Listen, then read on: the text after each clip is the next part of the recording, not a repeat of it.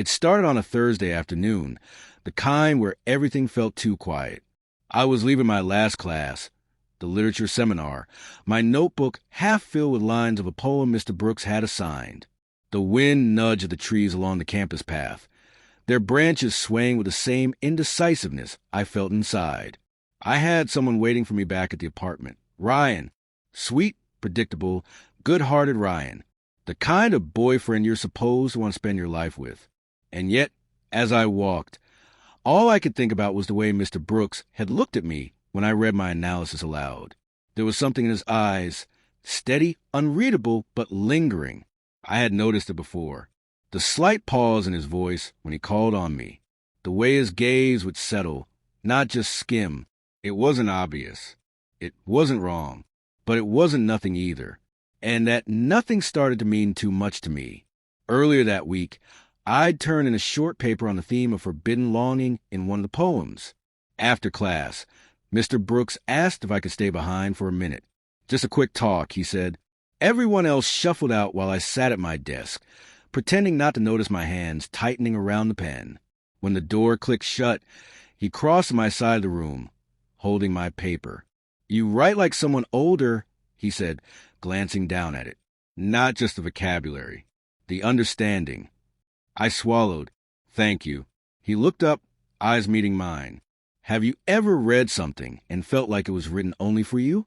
Like it knew a part of you no one else could see?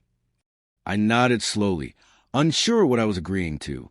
The air felt heavier in that moment, filled with things we weren't saying.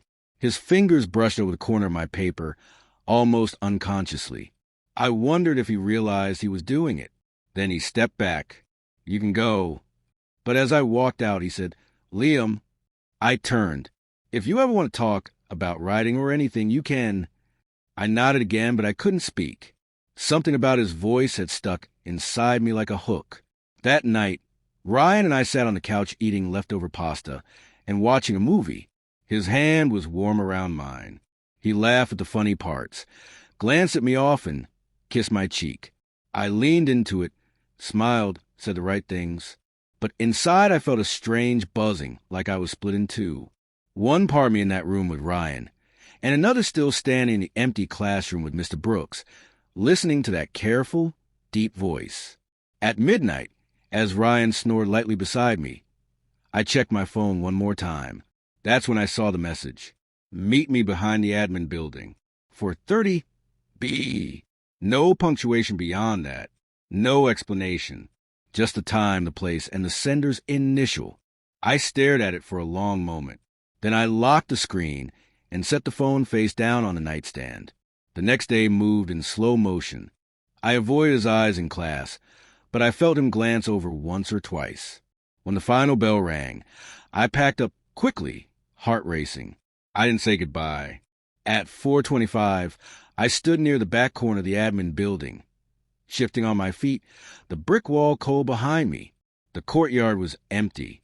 Students were gone, classes over. It felt like I was waiting at the edge of a cliff. Then he appeared. Quiet steps, calm face.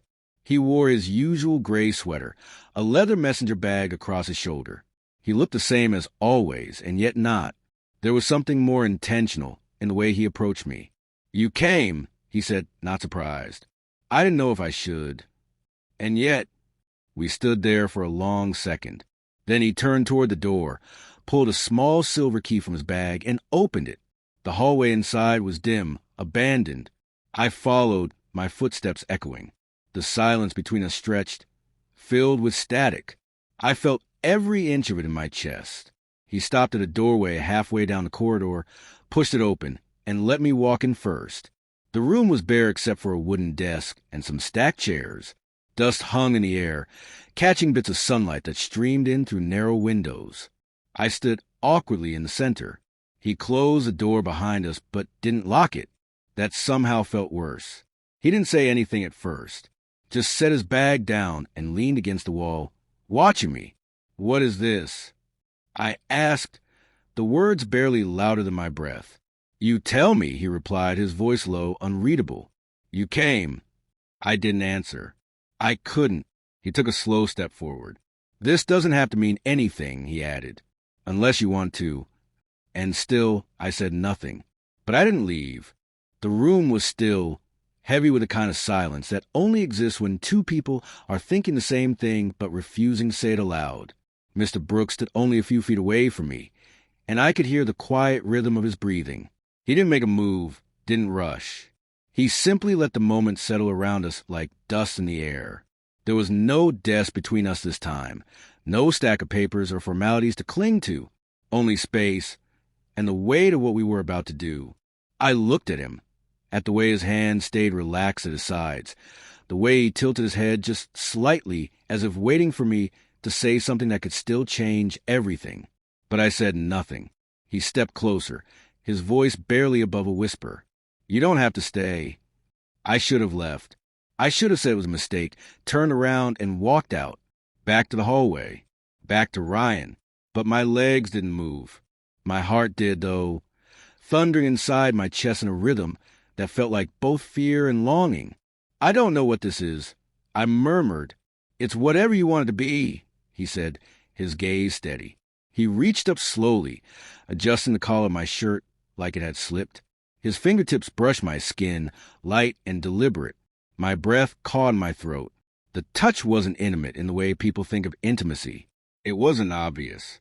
It was smaller than that, more dangerous because it pretended to be harmless. I looked away, out the window at nothing.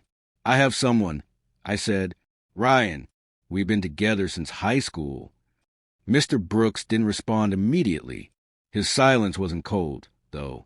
It was understanding. He let the name hang in the air for a moment before he spoke.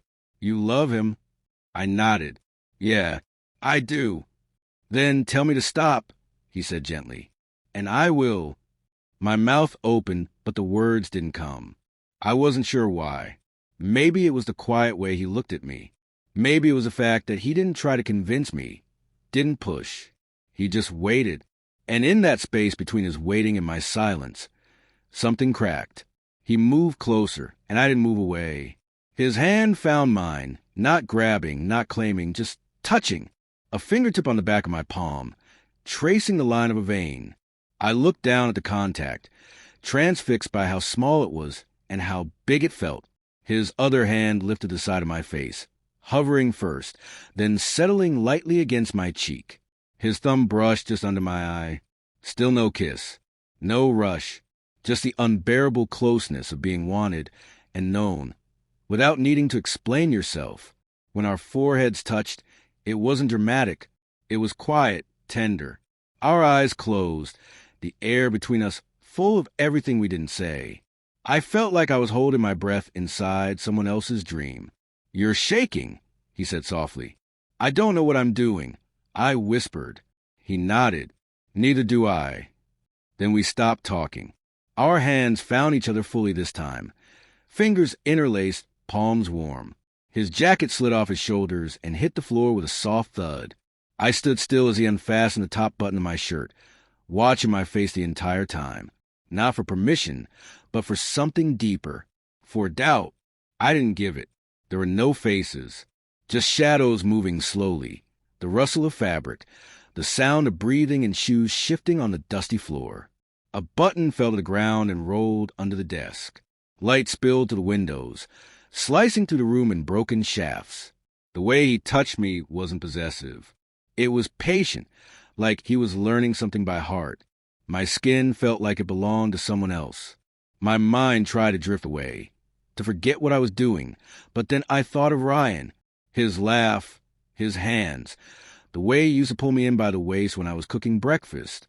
The memory hit hard, but not hard enough to stop me. Some part of me told myself it wasn't real, that the silence between us made it easier to pretend. But it was real. Every breath, every unspoken word, every choice we didn't stop from happening. When it was over, I stood by the window, my shirt half buttoned, my thoughts frayed and crumpled like the clothes on the floor. Mr. Brooks didn't speak. He sat on the edge of the desk, arms resting loosely on his legs, looking at the floor. I should go, I said quietly. You already did, he replied. I looked back at him one last time, trying to find something in his face. Regret, relief, anything.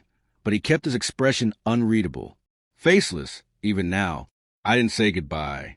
I just picked up my bag and walked out, into the hallway, into the night, into the weight of what I'd done. The air outside felt heavier than when I'd walked in. The sun was low, casting long shadows across the cracked pavement. Everything looked the same, but none of it felt the same. My legs moved on their own, taking me back toward campus, toward the apartment, toward Ryan. But my mind stayed behind, trapped in that dusty room with Mr. Brooks and everything we didn't say. Students passed me, laughing, brushing shoulders, shuffling backpacks and earbuds and books. Their lives looked simple, unburdened.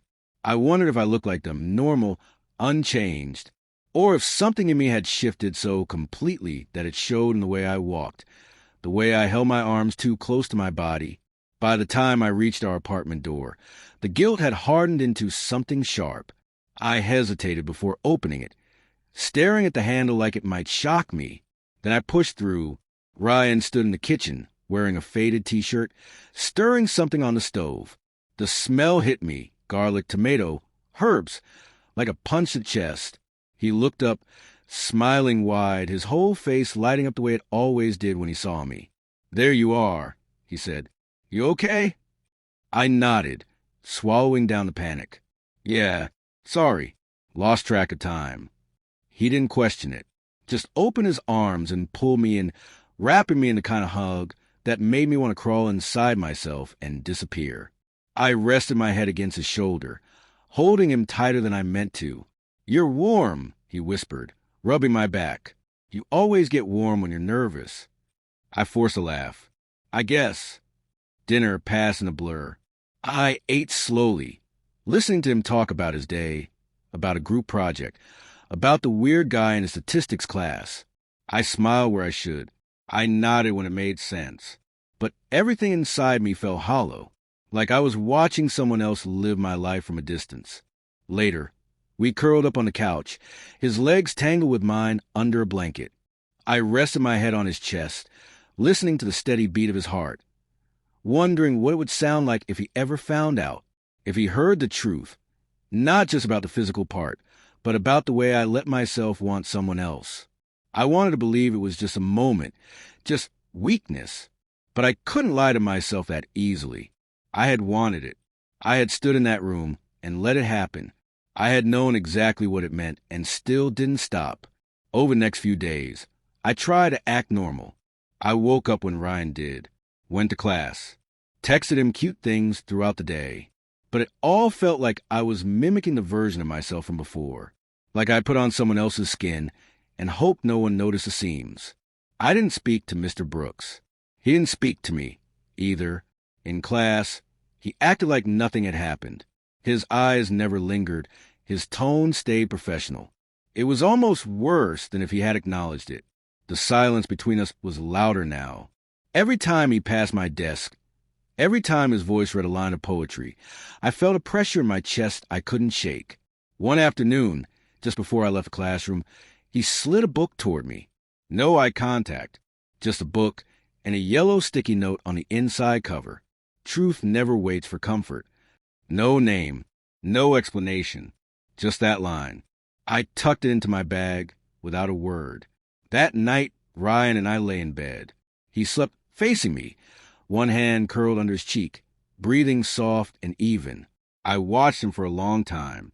He looked peaceful, completely unaware of the storm quietly unraveling inside me.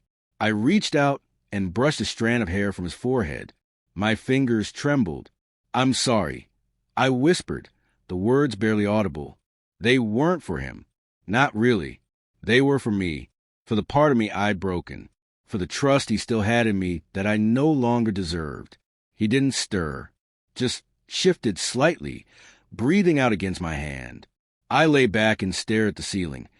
Try to imagine what it would feel like to go back, to undo it, but there was no going back, only forward, carrying the weight of the choice I made. The room was quiet except for the hum of the heater and the occasional creak of the building settling. In the silence, I thought of Mr. Brooks, his voice, his hands, the way he said nothing when everything was happening. And then I thought of Ryan, the boy who trusted me, who didn't know what I'd done. I turned away from him, closed my eyes, and wished for sleep. But it didn't come.